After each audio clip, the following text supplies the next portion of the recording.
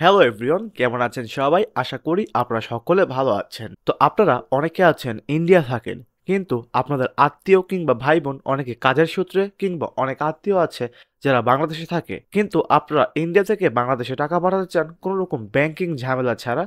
তো এই ভিডিওটি আপনার জন্য।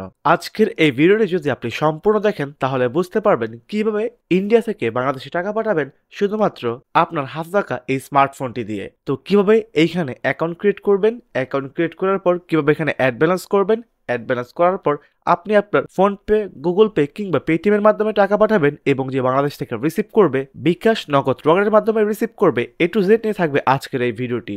আর যদি আজকের এই ভিডিওটি ভালো লাগে থাকে তবে সেটা লাইক করে দিবেন এবং আমার চ্যানেলে নতুন একটা সাবস্ক্রাইব করে দিবেন। যার কথা না বাড়িয়ে আজকের এই ভিডিওটি শুরু করা যায়। অলরেডি এভরিওয়ান, আমি কিন্তু ওয়েবসাইটটিতে চলে এসেছি।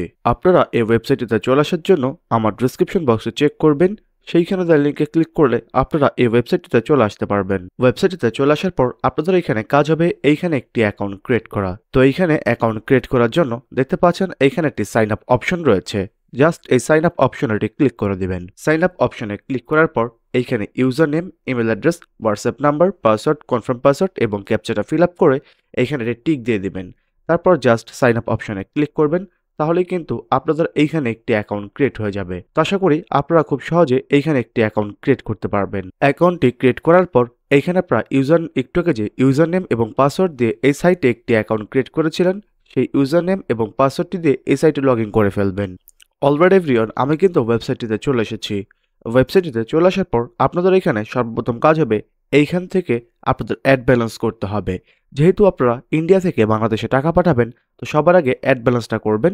অ্যাড ব্যালেন্স করার পর তারপর কিন্তু এখান থেকে লেনদেনটা করতে পারবেন। তো এখান থেকে অ্যাড ব্যালেন্স করার জন্য দেখতে পাচ্ছেন থ্রি ডট লাইন মেনু, এইখানে ক্লিক করবেন। ক্লিক করার পর এখানে দেখতে পাচ্ছেন আমাদের $0 রয়েছে। যদি এখান থেকে অ্যাড ব্যালেন্স করেন তাহলে কিন্তু এখান থেকে আপনাদের টাকাটা অ্যাড হবে।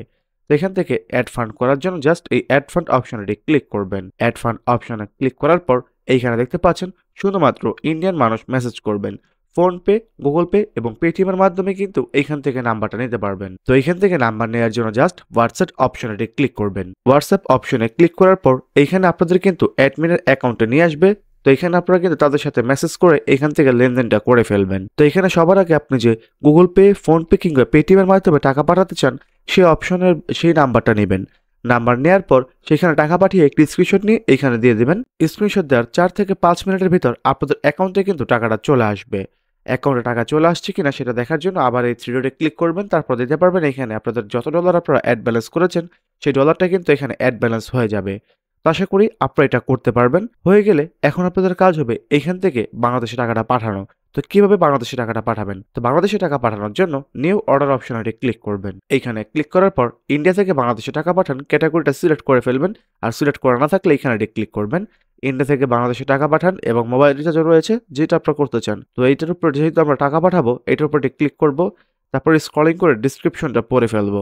ইন্ডিয়া থেকে বাংলাদেশে সর্বনিম্ন $1 পাঠাতে পারবেন। অর্ডার করার 10 মিনিটের মধ্যে আপনার অর্ডারটি কমপ্লিট হয়ে যাবে। ইন্ডিয়ান 11,000 টাকা, বাংলাদেশি টাকায় 1100 টাকা হবে। আর যারা বাংলাদেশি টাকাটা রিসিভ করবে বিকাশ, নগদ, রকেটের মাধ্যমে টাকাটা রিসিভ করতে পারবে। আপনি বাংলাদেশের যার নাম্বারে টাকা পাঠাবেন, উদাহরণস্বরূপ এখানে কিন্তু নাম্বারের একটা সিস্টেম দেওয়া রয়েছে, সেই নাম্বারটা এরকম ভাবে দিবেন। তো এখানে যেহেতু এখন টাকাটা পাঠাবেন, এখানে দেখতে পাচ্ছেন লিংক নামে একটি অপশন রয়েছে। আপনি এই লিংক অপশনে ক্লিক করে ফেলবেন। লিংক অপশনে ক্লিক করার পর আপনারা এখানে নাম্বার দিয়ে দিবেন। নাম্বার দেওয়া হয়ে গেলে এখানে কোয়ান্টিটি দেখতে পাচ্ছেন, কোয়ান্টিটি মানে অ্যামাউন্ট, আপনারা কত টাকা পাঠাবেন।